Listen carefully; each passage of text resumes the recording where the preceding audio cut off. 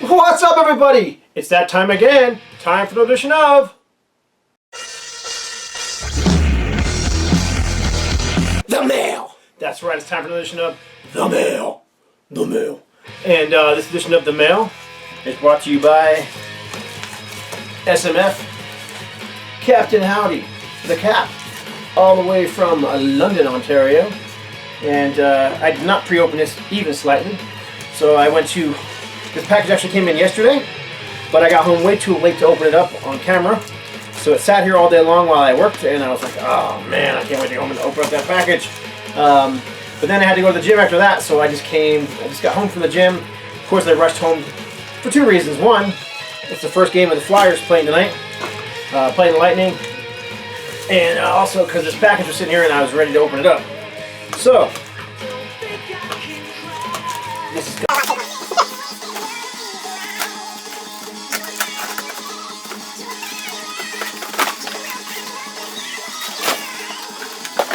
okay, that took a little bit of doing.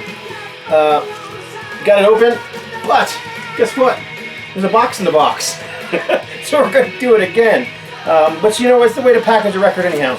Box in the box, usually, especially when you're shipping internationally. Because if that way the outer box gets destroyed, you still have the protection of the inner box. So that's the way I've been shipping my stuff as I can to people outside the US. Okay, according to the little note here, it says, the first one you can see, the rest you gotta work for. Okay. Alright. So what do we got in here? Ah, yes. This is a beautiful, perfect, clean copy of the very first Ted Nugent album. And you're probably saying, Scott, you don't have a perfect, clean copy of the first album? No, I don't. I have a couple copies of this. Both of them are ringware, and they're just, you know, they're just not perfect. And John found this one that was perfect and sent it to me. And that's the reason he put this one on top, because he told me about this one. So, I knew this one was coming. And this is a second pressing on the blue Epic label. First pressings are on the orange Epic label. But like I said, perfectly, well, I didn't even look at the record, but I know, coming from John, that it's just going to be minty fresh, and I was right. It is minty fresh, so looking forward to playing that one, giving it a spin. I am a Nugent fanatic. What can I say? I've been a fanatic of Nugent since I discovered him when I was in grade school. Literally in grade school. So, would have been about 1977 or so. Alright, wrapping these up so you don't cheat. Peek at what is next. There's a lot of records in here, so. Makes it more fun, right? It's like Christmas. Or Halloween.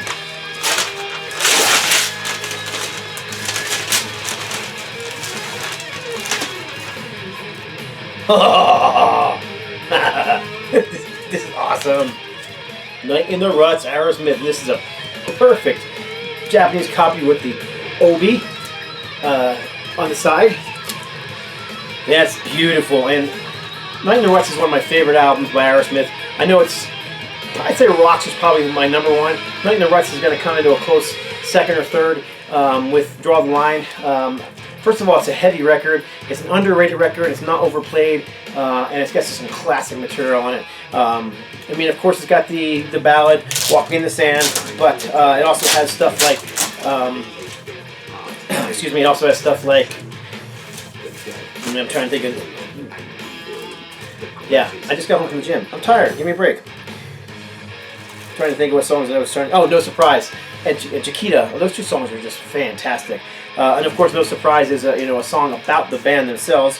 Then you've got songs on here like Reefer Head Woman and 3 Mile Smile, which the band played live for years and years and years. Great stuff.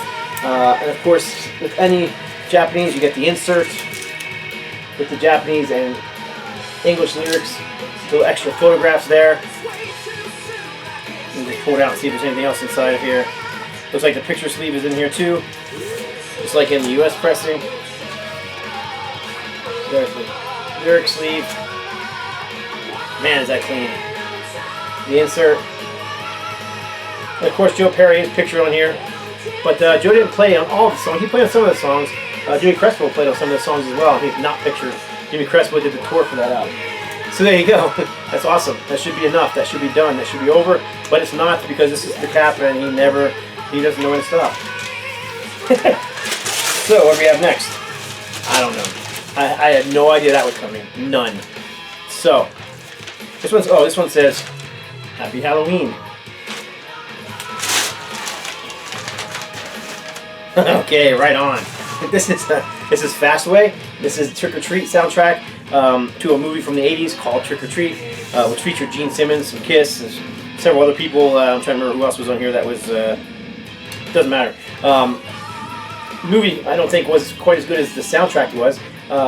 Movie kind of has a cult status following, and I do like it, but I love the soundtrack. And this album is Fastway, Fast Eddie Clarke, of course, and this was the band's third album. Not a full album, because there is some recycled material on here from the first two albums, but there is some new material on here too, and really the whole thing is great. There's not a bad song on here. Who else? I'm trying to think of what Ozzy Osbourne was on, played in this movie as well, so there you go. Sorely missing from my collection for a long time. For whatever reason, it just never shows up. And there you go. More paper.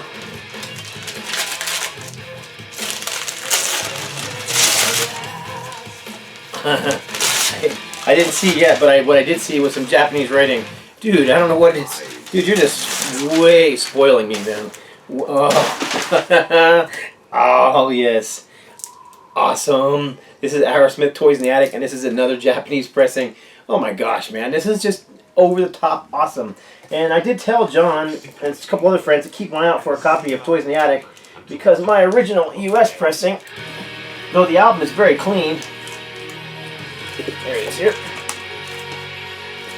The album is actually perfectly clean. The front cover looks great. Back cover has, and it really annoys me. So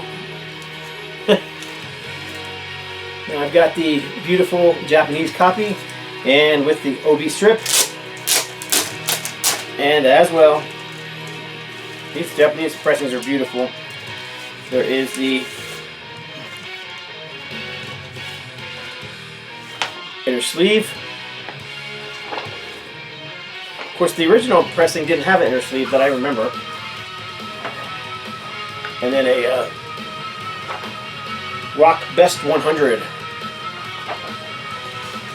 Very nice. Oh, this is weird. This little flyer in here for Duran Duran video too in Japanese. That's kind of weird, but neat. I'll leave that inside of there. I'm assuming it came with it. And this is on the regular red Columbia label. Another classic. Of course, any Aerosmith is classic in my opinion, especially Aerosmith in the 70s. So moving on, so I don't take a million years, and there's still more in here. Like I said, over the top. I just sent John a package a couple weeks ago, maybe, and he opened up, and I sent a small package because I ordered something really cool for him from Europe that just hasn't come in yet. So this is looking like another Japanese pressing, and I would be willing to bet it's going to be Aerosmith. And I was right. It's the first album. Dude, I'm going to have the whole collection now in Japanese pressings, and this is just awesome. I don't even know how to say thank you for these kind of things, because this is just above and beyond. Above board? Yeah, there you go. Tongue-tied. You know, I so appreciate it, man. That's awesome. Again, Japanese pressing, OB strip. This is on the Sony label. Beautiful. People are spoiling me, and you don't have to. Really, you don't.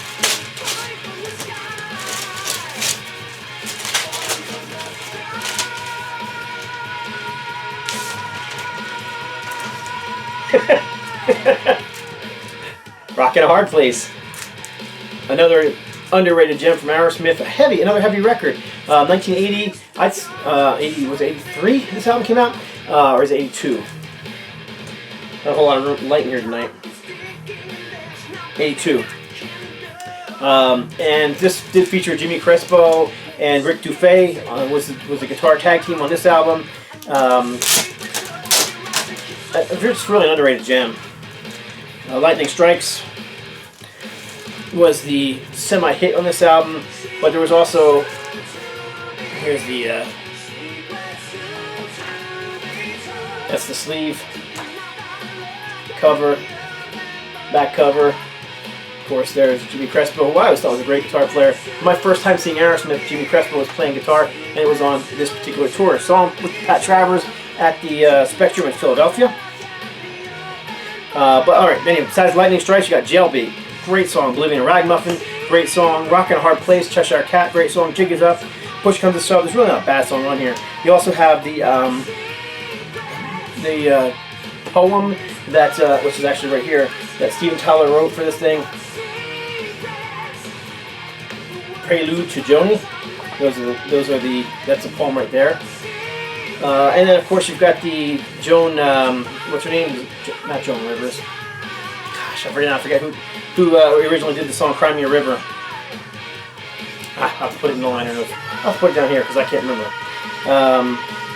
So anyhow, and of course here's the Obi strip that slid off when I took it out of the plastic. Okay, we're not done yet, and like I said, John is beyond spoiling me with this stuff. John's my buddy, you know, but I don't expect my buddies to buy me stuff, and it's nice that he does, and I super duper appreciate it. I'll never be able to pay him back, but what is this? Holy cow, dude!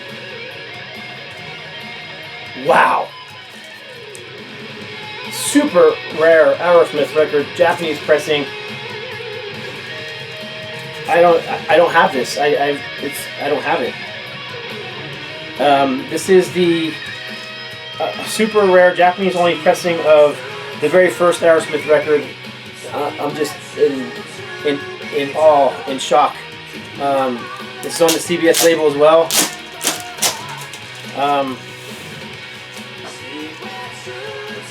Wow. Here's the insert, a little booklet. I've never seen this before, so I don't even know what to expect in here. Oh, this is beautiful.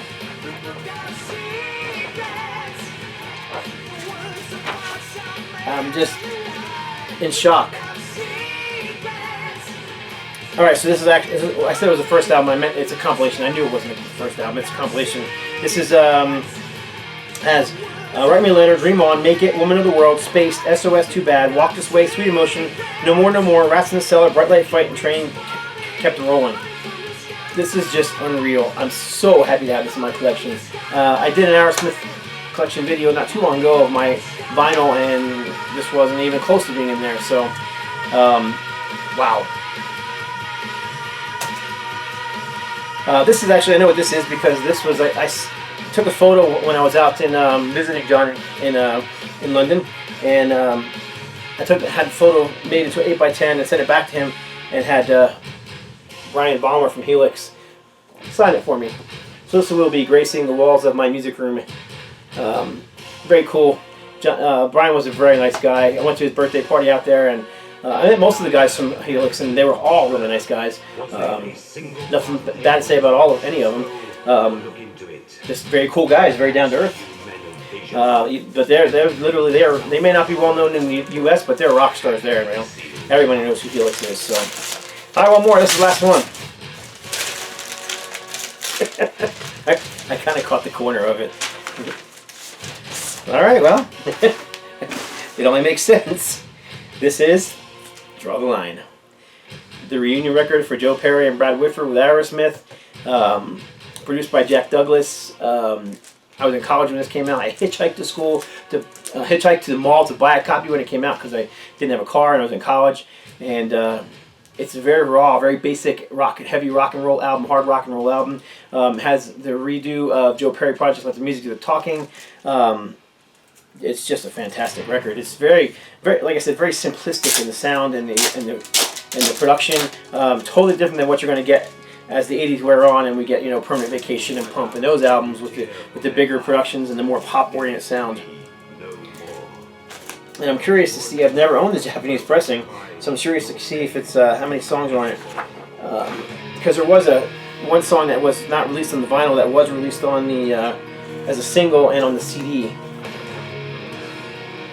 Yes, and it's not on here. This has got 1, 2, 3, 4, 5, 6, 7, 8. Yes, 8 songs. So that's the same track listing as on the American pressing. So that was the package from heaven. What can I say? Wow. Wow. Thanks. God bless. Stay strong.